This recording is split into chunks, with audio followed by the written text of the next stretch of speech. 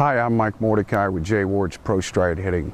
I'm here today to share with you a little bit of my story. When I met Jay, how Jay helped me to become a major league player, get me over that hump from being just an also-ran AAA guy to the big leagues. 1993, Jay was our roving hitting coordinator in the minor leagues. Came into the cage one day while I was hitting and said, listen, the one thing that you need to do is change your mindset and also work on a couple of drills that will help you with that mindset. But the first thing you're going to have to do is change that mindset. I said, what are you talking about? He said, tell me what type of player you are. I said, well, I feel like I'm a team guy, man. I got a man at second, no outs. I'm hitting the ground ball to second, move the guy to third. He said, yeah, I see you do that. I said, or I might drop a, bunt down, base hit bunt down and use my speed and move two runners. He said, yeah, I see that. And he goes, hey, we got to have those guys on the team. He said, but what we also need on the team is guys that can drive the baseball, drive the ball in the gaps, over the wall. He says, that's what separates guys like yourself from big leaguers. So he told me, I can find guys like you scattered all throughout the minor leagues. You're a dime a dozen. And I really kind of was taken aback by that, like, really? And he said, listen, our ego stands in our way a lot of times. He said, but if you'll just throw that to the side and listen to me and have an aggressive mindset when you step in that box, I think you got the ability to play at the next level. You just have to use it. So we started talking about the differences in my game and what I needed to do. And we get into the cage. He sets the ball on the tee. He says, I want you to do this walkthrough drill for me. And I want you to drive this ball to the back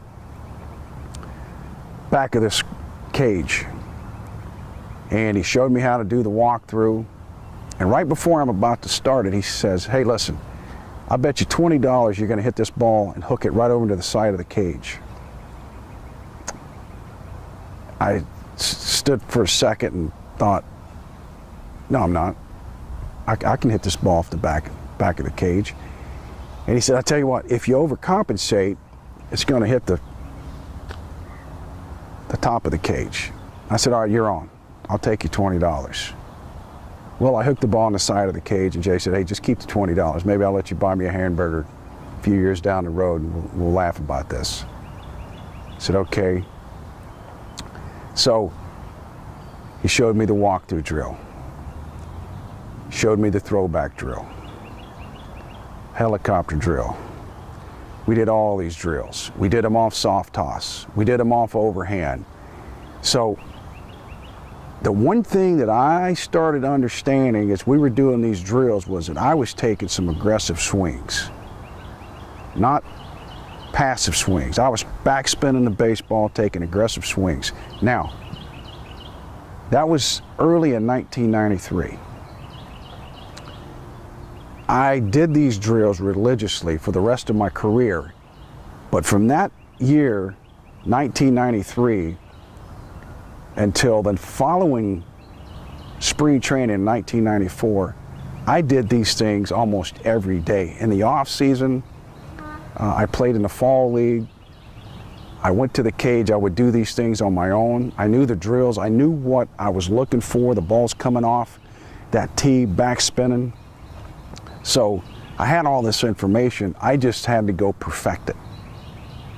So then we roll into 1994, and if spring training is any indication of what you can expect during that season, in batting practice, I was backspinning baseballs, and they were taking off.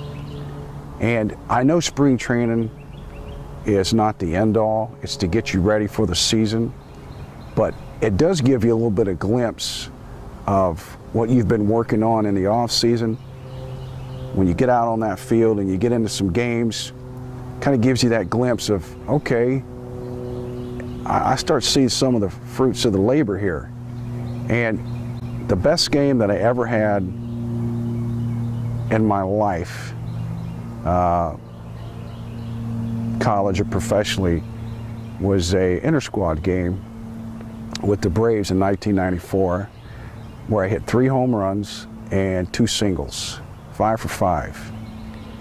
And every one of those balls that I hit was a backspin liner. Backspin liner. And that pretty much was walking on cloud 9 when I ended up having that day and kind of punching that ticket saying, hey man, boom, I'm on this and I'm in. This thing is going to take me where I want to go. And of course, in 1994, I pretty much had a breakout season offensively where I ended up hitting 16 home runs, 60 RBIs, and I hit like 280. But the thing that really jumped out at me, and the one at bat where I knew that I've got it, man. I've got this. My mind's right. I'm doing the right things at the plate. Was probably late April, early May, somewhere around in there, probably late April. We're playing the Columbus Clippers. Never will forget this.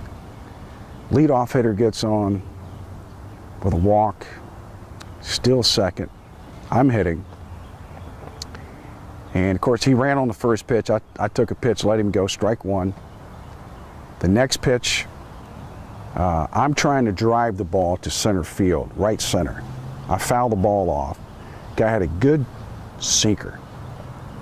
So we proceed to have about a 13-pitch battle where I was not giving in. I'm going to hit this ball to center field or to right field.